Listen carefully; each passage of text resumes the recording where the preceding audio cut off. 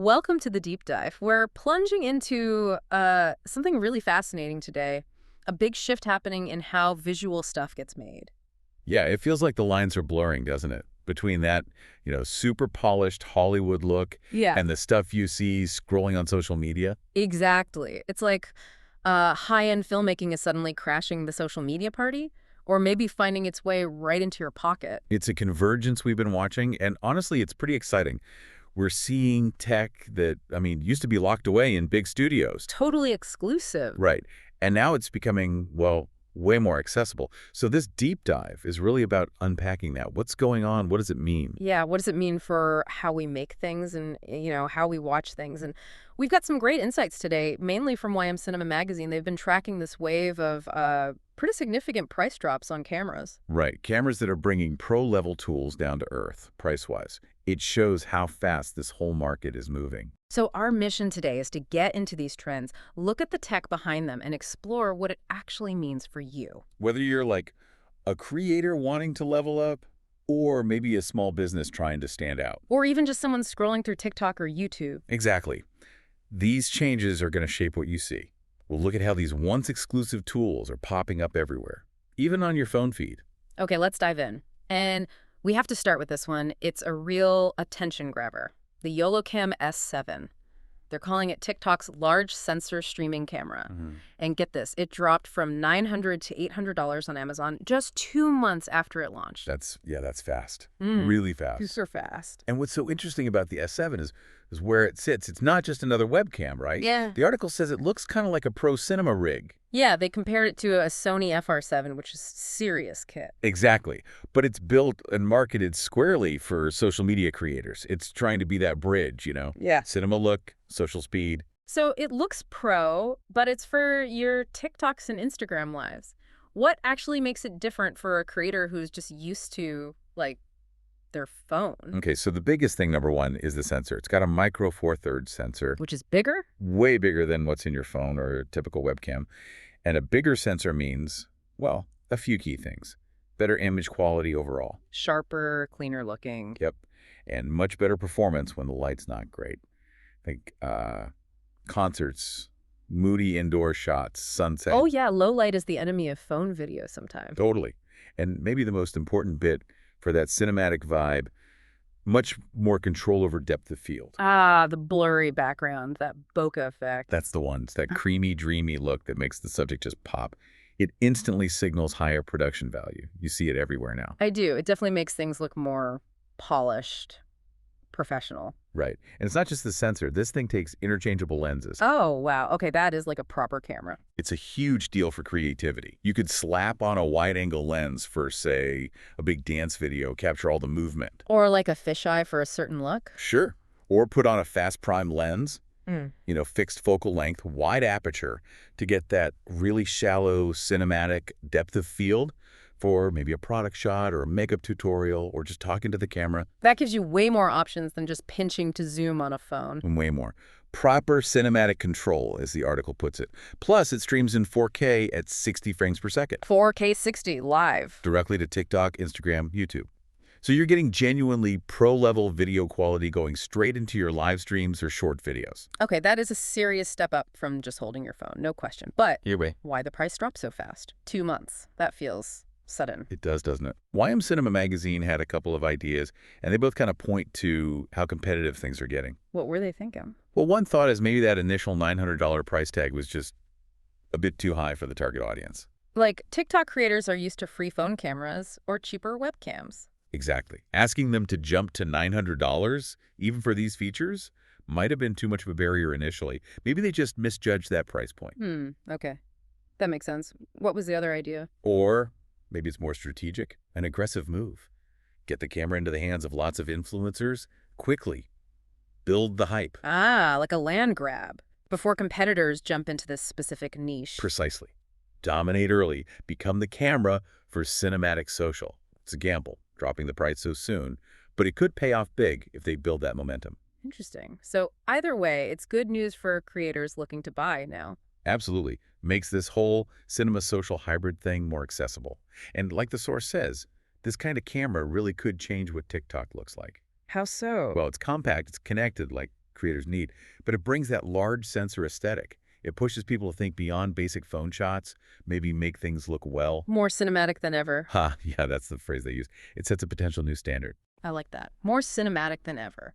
And what's really key here, as you mentioned, is that this YoloCam thing isn't happening in a vacuum, is it? Not at all. It's part of a much bigger picture. The article points out tons of other deals on Amazon right now for high-quality cameras. It shows this isn't a fluke. The market's really shifting. That's right. If you zoom out, you see this broader trend. Mm. Powerful imaging tools are just getting democratized fast. The YoloCam hits that social media angle, but other deals are bringing serious pro gear, stuff that was way out of reach for most. Mm-hmm. Much closer. We're not just talking social media gadgets then. What are some of the bigger, more established cameras seeing these price drops? Okay, well, take the Canon EOS R5C. That's a beast in their Cinema EOS line. You know, stills, amazing video, 8K raw recording. Yeah, that's proper filmmaking gear. Right, and it's hit a record low price on Amazon Renewed, according to the source. That's huge for indie filmmakers, serious creators. A camera used on commercials, now maybe viable for your short film. Wow, a Cinema EOS camera at an all-time low. Yeah. That really does open things up. Definitely. And then there's the Blackmagic Pocket Cinema camera, 6K G2. Ah, the Blackmagic Pocket cams are legendary for indie folks. Totally.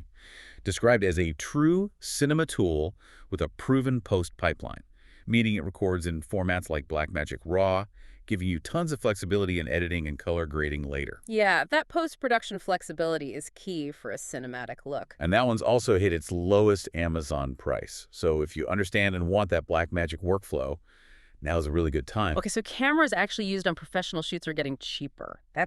Yeah, that's a big deal. And it's not just cinema-focused cameras. For hybrid shooters, people doing serious photos and video, look at the Canon EOS R3. Canon's top mirrorless, right. Super fast, great autofocus. Our top-tier mirrorless, yeah.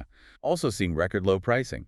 And even better, some bundles are knocking off up to like $1,200 on those premium RF lenses. Wow, $1,200 off lenses. That's often where the real cost is. It is. They call it a rare opportunity. And similarly, the Sony Alpha 7RV, another flagship, known for crazy resolution, also hitting a record low price on Amazon Renewed. These are benchmark cameras becoming more attainable. It's across the board then. Canon, Sony, Blackmagic, even our phones. Yep, even smartphones are part of this cycle. The source mentioned the iPhone 16 Pro Max. Obviously, the 17 is on the horizon. But the 16 Pro Max is down to $1,000 on Amazon Renewed. Which is still a lot, but way less than new. And they called it a filmmaker's dream deal for a phone. It just shows how capable phone cameras are now and how previous generations become great value. It really does. And there's more niche stuff, too, right? Yeah, lots of variety. Yeah. For 360 video, they highlighted the GoPro Max as the best bang for your buck, around $370. Great for immersive stuff, adventure content. Right. And drones. There's an affordable drone mentioned, perfect as a starting point for young filmmakers. Getting those sweeping aerial shots doesn't require a Hollywood budget anymore. So basically, whatever kind of cool shot you want to get, synthetic, immersive, aerial ways, the tools are getting cheaper. It's pretty amazing. It really is.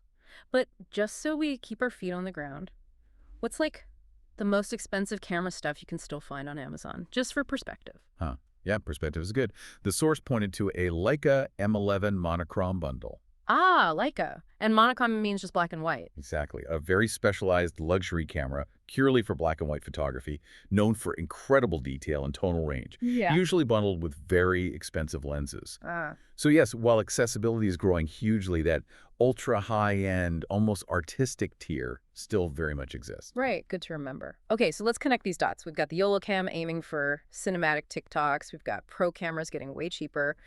What does this all add up to? What's the so what for creators and for, us watching all this stuff? Well, the big takeaway isn't just cameras are cheaper. It's really about this profound democratization of visual storytelling power. Right, it's lowering the barrier for people to make really high-quality stuff. Exactly. Think about who gets empowered by this. That small business, maybe an artisan maker. Instead of shaky phone video. They can now shoot product videos with that lovely blurred background, maybe some nice lighting. It looks professional right from their workshop. Yeah. Or think about a fashion influencer. Yeah. Instead of just flat photos, they can create these dynamic video lookbooks, play with focus to highlight textures, use different angles. It's much more engaging, more cinematic. Or like an indie musician. They could actually make a decent-looking music video now without a massive budget. Precisely. Tell a visual story with mood and clarity. Even educators, imagine explaining something complex with really sharp, high-res visuals instead of just a webcam feed. Yeah. It's about giving more people the tools to make content that really connects, that stands out. It potential is huge. But then what about us, the viewers? Does this change things for us? Oh, absolutely. As Huh. these better tools spread, our expectations are probably going to shift, maybe without us even realizing it at first. Like, we'll just start expecting even quick videos to look better, more polished. Yeah, that cinematic feel might become the baseline, even for a quick TikTok. If everyone can make stuff look that good, the content that doesn't might struggle to grab attention. So it raises the bar for everyone. More pressure on creators, maybe. Could be. It's this interesting cycle. Better tools lead to better content, which leads to higher audience expectations, which pushes creators to use the tools even more effectively. Which brings us back to that question the article raised. Are we really going to see TikTok look more cinematic than ever, or is that, maybe overstating it? That whole tension between looking slick and feeling real. It's such a critical point.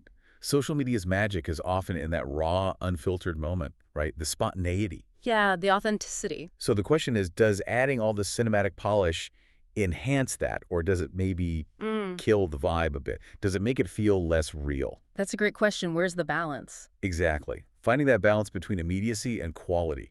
That's the challenge for creators now. Yeah. The tools are getting easier to get, but using them well, using them authentically, that's still the art. A perfect place to pause and reflect. So we've seen today how this wave of accessible camera tech, from the YoloCam trying to make TikTok cinematic to these major price drops on pro gear, is genuinely reshaping the visual landscape. There's a pretty fundamental shift happening right in front of us. So here's something to chew on as we wrap up.